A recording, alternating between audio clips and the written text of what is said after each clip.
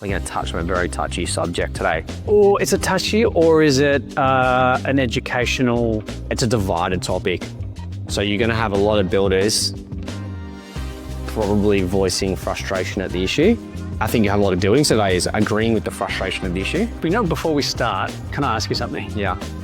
Would you let someone who's not a trained surgeon perform surgery on you? No. Cool. All right, carry on. Would you let a trained surgeon, would you let someone who's not a trained surgeon have other people who are learning to do this surgery on you? Well, it's different because it happens. Yeah. So it's really no different to this topic. Sure. Because we're talking about owner builders, and if you are an owner builder and you have people who are qualified, licensed trades carrying out the job, aren't they qualified? Yep. Yeah, I agree. Whether that happens or not, it's not the Yeah. Today we're going to be talking about owner builders. Now, I personally feel there's a space for owner builders. I think there are a lot of people out there who are more than capable of building a house. So engineers, architects, some random people who are just go full balls deep in understanding building construction, employing the right people. I think that anyone who's good at project management and understands sequencing Yeah. really well can be an owner builder. Yeah, I totally agree. I think accountants shouldn't be, because accountants are all about money and tight asses.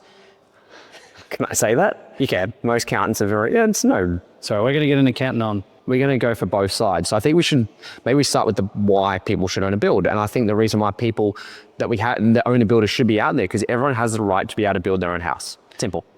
I think so. And let's be fair, I would say that most people that are listening to this podcast have watched Grand Designs. Yeah.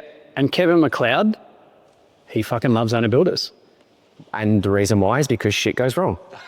I can tell you that from some very first-hand experience at the moment, that the reason why that they go after these, the projects they take on are owner builders, because they're engaging, because there's so much more drama on the project. Have a look at the block. They're people who don't know building. They come into building, whether they're let's just say, they're a builder. No, they're carpenters who maybe done a few years of experience. They don't know sequencing and building and costing. And that creates drama because they don't know what they're doing. And look, I guess I want to go on the record, because we are going to talk about owner builder as a positive thing, because I think it is a positive thing. And there's a bit tongue in cheek, because obviously we're builders, and I know personally for my business, I don't know if it's the same for you, Matt, but we don't take on owner builder projects. However, we have in the past. I've had some really successful owner builder projects, but I think that particular example is back then when I did it, I don't know if I was fully licensed. It's a hard space to navigate, because there's so much that happens in our industry that, again, we speak about it all the time. You don't know what you don't know. It's like us jumping into another industry, just be like, we're going to start running this project. We've got no idea what we're doing. Let me ask you this. How many homes have you built? Estimate. 20? 20, yeah, me too. Probably 20, 25 over the last however many years. Probably hundreds of projects that I've done. Every single time that I complete a project, I learn something. Yeah. And I guarantee not every single project that I've done has been perfect. There's always things. What did you say the other day? You said your worst project was your last project. Yeah, I say that to every client. Yeah, we meet someone. Our worst project is the last project we just completed, and the worst project we build now will be your project, because we'll improve on it. Yeah. And it's not to say that the project's going to be bad. No, but it's all about experience. So, I feel owner builders don't have the benefit of all those times that you've made mistakes and learned from it. However, there's still a place for owner builders, in my opinion. Yeah. I think building surveyors need to be so much harder on making sure they use licensed trades for those projects. I also think builders should have to use licensed trades for projects too, to make sure that then there's a trail of insurance and these people know what they're doing. If you think about someone being an owner builder, if they're going to live in the home indefinitely, they're going to live in it for 5, 10, 15, 20 years, I feel there's less risk involved in that than there is if someone's building for profit.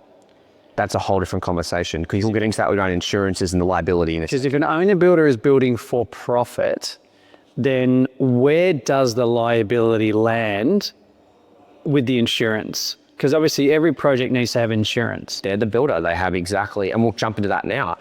If you're an owner builder, you hold the same insurance as we have as a builder. You have to sign off on this for 10 years. If something goes wrong in 9 years, you are legally liable to fix it. And the thing is, we have insurances to back us up and help us.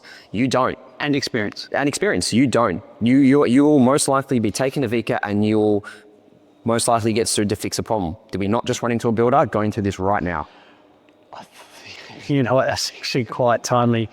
We just went and grabbed a coffee before, and We won't say who the builder is. no, I won't say who the builder is, but yeah, literally they're working through a project at the moment where there wasn't an owner builder, and there is corners that have been cut, and the buyer of that project is now dealing with the fallout of things not being done right. You know, from what we were hearing from this builder who was looking at this project, it seems it was sequencing.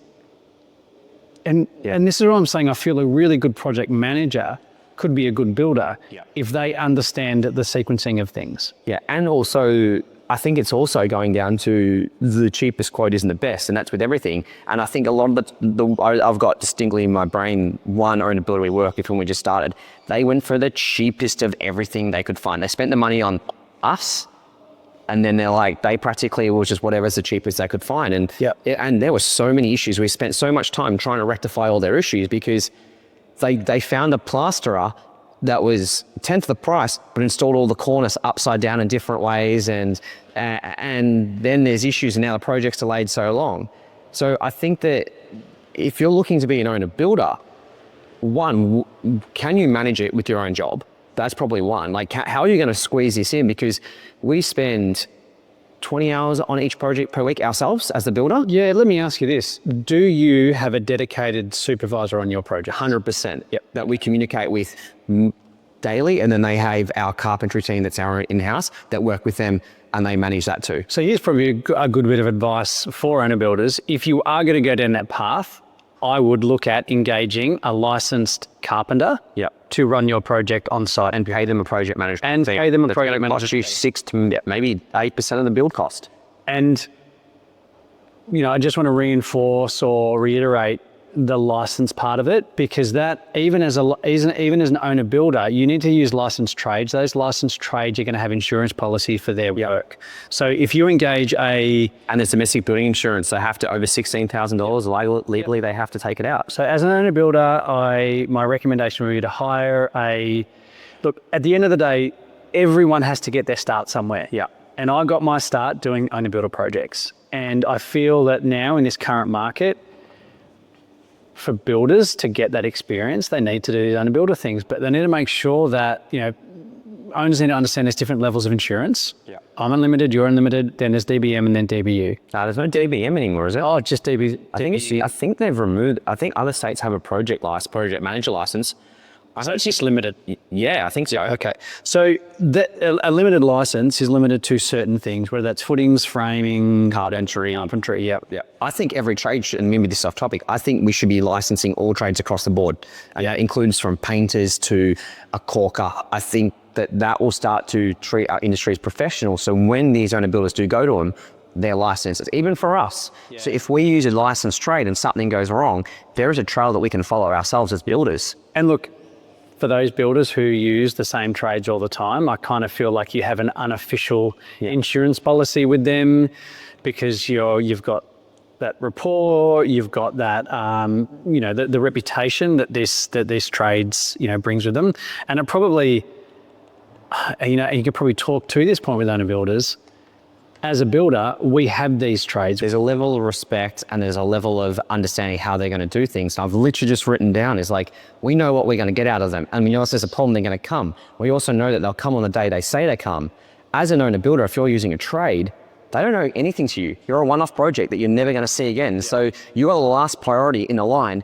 And most likely, I know that trades will charge you more if it's an owner builder work. Well, there's built-in contingencies when trades are, you know, quoting directly to clients. And I know we get a much better price for the projects we do. And again, I don't want to use this as leverage to say don't go owner builder, because I feel that you should, as you said before, have a right to be able to build your own home. But on the flip side, if you want something done right, use the right professionals. And generally that's why we're builders, because we know what's going on. Yep. I admit I'm a shit carpenter. I'm a good builder. I go put good carpenters around me.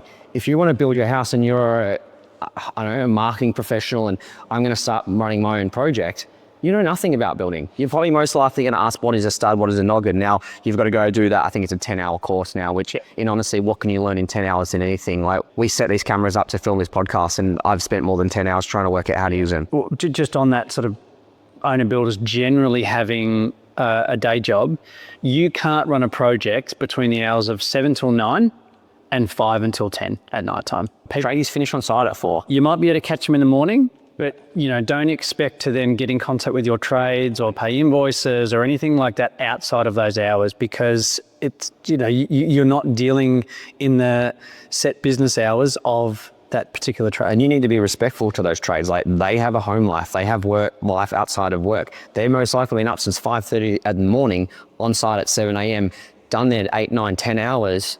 That's when you're finishing. You can't then be like, hey, can you take my call at 9 p.m. at night? Like, I'd tell you, like, go away. This is my time. Yep. You've had all day to get onto me. Yep. As that owner builder, you need to now working within the limitations of the trades that you have. Have you got any suggestions of what should be mandatory if people are going to embark on their own owner builder journey? Yeah, so if you're going to be an owner builder, the first thing you need to do is make sure you're using licensed trades. Whilst that's the law, the reality is no one does that. So, is anyone checking that? Well, this is the issue. Like, the VBA are a scam. Let's be honest. They're about to be called the Building and Plumbing Commission after they got done for corruption a few years ago. And when the Plumbing and Building Commission, they've practically rebranded back to where they were again. And it's just this whole unknown at the moment. I think that we need to start holding building surveyors accountable for these things. And hopefully that's a positive, by the way. Like, the good building surveyors are awesome. Yep.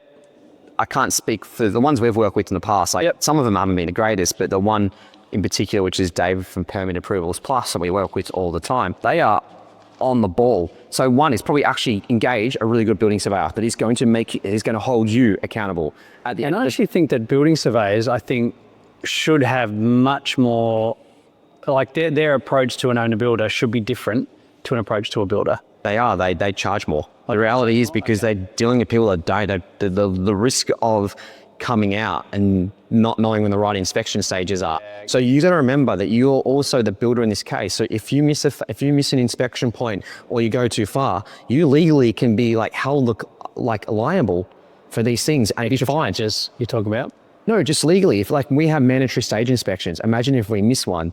So the VBA can go, hey, we're going to take you to court and you're going to be fined $20,000 because you've breached this code in the act. You have the same, from my understanding, the same responsibility as us. You are opening yourself up to potential issues. We have insurance if things go wrong that might be able to kick in and help us. You don't. You lose money, your asset's going to get attacked by whoever. I think so money's, hire a really good building surveyor that's going to hold you accountable. I think the second one is you're then going to use licensed trades. So that makes sense. 3 is don't be a tight ass and go get an awesome architect to work with you to get through the project. Yep. You've got very clear detailing and plans. And that's also the same from a builder. Even if you're engaging a builder, hire a very good building design, hire a very good building surveyor that's going to hold your builder accountable, that's just not going to check boxes. Also have a good team. A good team means everything. That's so good. I've just written down here. These actually apply to builders too, by the way. I was just going to say that 100%. I've just written down pre-construction. I feel with an owner builder, the documentation that you're building off is, I would say, much more important to get right and bulletproof than if you didn't have good, if you were a builder. Totally. Because you literally want to go, here, carpenter. Yeah. This is exactly what you're building. And if there's anything in these documents that you don't understand, come back to me. But I'd also say that the trades that you're using in your projects need to come along in that ECI process with you. Yeah. So everybody's on the same page. Because this is what we do as builders in pre-construction before. And you need to be involved in those conversations. You're the builder. And again, it goes back to what we said, is it needs to be normal work hours. So you need to either reduce your normal work hours time to fit in with everyone else, because they're not going to fit in with you because it suits you at 9, 10 p.m. to have your meeting because you've got work. Do you think it also goes back to that point I was making before about having a supervisor? Yeah, it does. But so then if you're going to pay a supervisor, just pay the builder. And then you're de-risking from an owner-builder point. Yeah, I guess. So now you're engaging someone who's not licensed as a project manager something goes wrong, you can't hold them accountable. You're the builder. Maybe, but like I guess what I was saying before about supervision. So we obviously have a fee in our building contract, well, in our workings for a supervisor. Yeah. I think that you can pay that to someone and still avoid the markup across everything else. Yeah. So I still think you could do it as an owner builder and still have a 2IC on site, but pay them for that work. So they might be the carpenter, and for me, it makes the most logical sense to have that person as a carpenter because they're there for such a huge part of the project. And they usually cross multiple trades in the project too. Yeah. So they've been there from the set out to the exactly. They're there to set out and fix. Yep. So I think they're the first few things. The other one is you need to make sure that you understand insurances and you need to understand how you're covered, because we have so what insurance do we have? We have contract work insurance, we have public liability, probably some form of a management insurance. We have our work cover, we have tool insurance. Indemnity. Like, you are now the builder, you don't hold any of them. Yeah. So what happens if you damage something on the street? Are you liable? Yeah, it's a good point, actually. I mean, or you're checking that all the trades have it. And that is so, and that's, like, we try, but it's so hard to get across everyone. Look, we try and we've got it in our hazard code when stuff's due. Yeah. And we try and get it. Is it up to date? 100%, probably not. But do we try and do it? Yes. It's always the one trade that's a one-off is the hardest one to get to give it to you. But I'll put this to... Is also the most important one to get. Well, I'll put this to an owner builder, potential owner builder. If it's difficult for us as the builder who do this as a day job to keep that stuff up to date, have staff to do it too. Have staff to do it. Like, that is a challenging thing for someone who's sort of juggling two things. Yeah. So, I mean, I would like to, try and be positive around this and encourage people that they can do it. I think another important one is do not be on the tools. If you're a carpenter running an owner builder project, as you are, like your house is, it's you and you're a carpenter, totally different conversation. I'm talking about, let's just use the term accountant. I'm an accountant, I'm going to jump on the tools and do some framing and stuff. Do not touch tools. You will get it wrong. You are most likely going to create issues. You don't know what you're doing, and by the time you go buy all the tools and equipment to do it, you might like tinkering around in the factory at home or little shed and doing some woodwork. Doesn't mean you know building. I think it is okay for someone wanting to do that and learning to do that if they are open and honest with all the other trades that's happening and that it's going to take as long as it takes. And they're going to have to fix some of your stuff ups.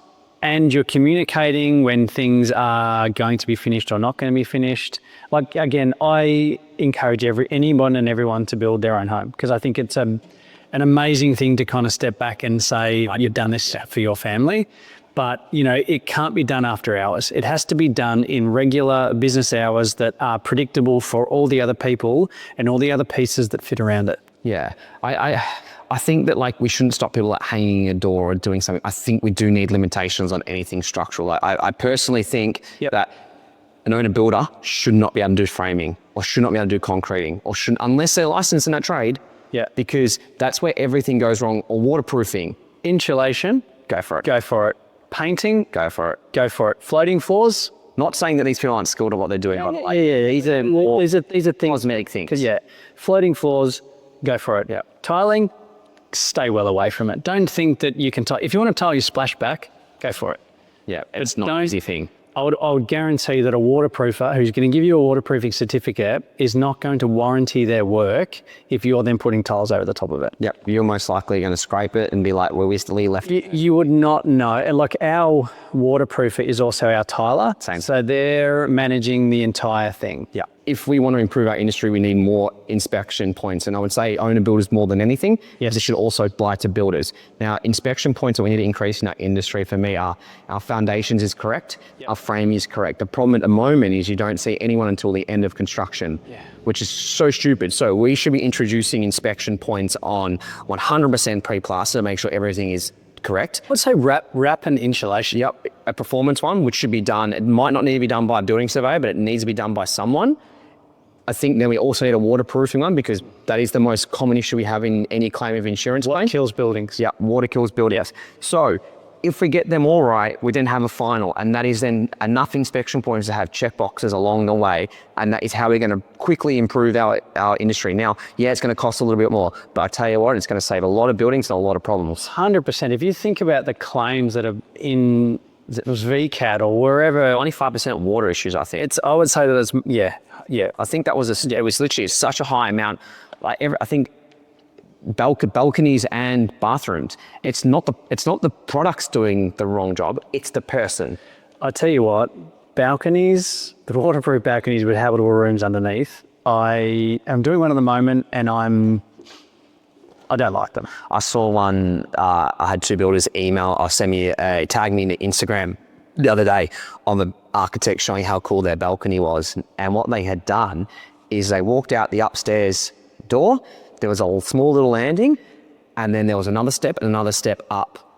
So the balcony was higher than the inside of the building. And one of these builders that sent it to me had actually quoted it and flagged that this was an issue. And the architect was like, hey, it's going to be fine, don't worry. And then they walked away from it. Oh my God. And what I'm getting at is we need multiple inspections, because no waterproofing company will come out and go, I'm insuring that. Yeah, no, So I think if we can increase our stages across the board, and this applies to builders, I would suggest that if you're an owner builder, not only should you have the building inspector inspecting, you should also have to have an independent company that come out and sign off on it. An independent company is probably a good idea. Because you can't be there for all the inspections. Like, how do you know the slab's correct? You don't even know what you're looking at. Well, you know what? So what you're saying is you've got your building surveyor who's doing their statutory inspections. Yeah. And then you're saying, as an owner builder, you need to engage an independent building inspector to inspect every stage. And it shouldn't be one of those inspectors that come out and shit can the industry on social media. It's on TikTok. Yeah, it's a specific. It's practically having another building surveyor also coming looking over. So we've actually, someone that can sign off on it legally. We've encouraged a couple of our clients to engage these people, and like we're happy to have them on site, no problem, because we're all about learning, right? These guys and girls are so thorough with their reports. Yep. Like, I'm talking dozens of pages of the littlest things. Yep. And I think that that's one powerful as a builder for you to learn, and the team for you to learn. But as an owner builder, you're getting that extra layer of insurance or assurance that what you're doing is right. Let's get to the end of it. Owner builders, like, whilst they can work, they also can't work. I think we need that we're both encouraging people to maybe have a go at it, but you've got to understand there's limitations around it as well. And especially, I would 100% understand the legal implications for you in the future. And I'd speak to a construction lawyer about what responsibilities you have and what requirements you have to come fix the issues. And you know what? It is about what you don't know, what you don't know. So, I just think as an owner builder, you just need to do your research a little bit more. Understand what your legal requirements are. Yeah. Or the fact that you're tied to that building for 10 years. Yeah. Like, that's the biggest one that probably most owner builders don't understand. Yeah. If you're going to be living in it, it's fine. Yeah. My mum and dad were owner builders of their own house. Dad's an electrician by trade though. So they I feel like tradies are very good owner builders. I feel like maybe potentially architects and engineers are good at good and project managers that can definitely do it. Yep. I don't think the accountant should be doing it. Yep. It's just, you need to understand that it's not just rocking out with a hammer and chucking it and now I'm going to go, woohoo. And do you know what? If you're listening to this and you are an accountant or you are a marketing executive and, you want to prove us wrong, go for it. Fucking awesome. Yeah. But I encourage you to just reach out and ask a bunch of questions. Yeah. And I think I'm going to put myself out there and say, if you are a budding owner builder and you've got some questions, hit us up. You've got to pay people. So the one thing we get a lot of people reaching out for questions is mainly owner builders being like, how do I detail this? And we go back to them is, hey, here's our consulting fees. We're talking about bringing out some handbooks and stuff like that. So, again, what we're trying to do is educate the industry to make it better. So if people are going to do it, hopefully by the time this comes out, there's going to be some resources for owner builders to get in on. Yeah. Also, Sustainable Builds Alliance, has a huge amount of information on the website there. Information's there. It's already there. Like, if you want to look at the detail of the window, like we've got behind here, go on our Instagrams. They're already there. Yeah, totally. You don't need to ask us from the side, how do you detail? The information is literally there. You just need to get off your ass and find it. Yeah, totally. So that's with any builder too or tradie. The answers are already out there. Don't expect people to tell you all the time. Sometimes you need to get off your ass and find the answer. I'm going to put it very bluntly. Anyway, thank you, Hamish. We're still learning how to do these in-person episodes, so bear with us for a little bit.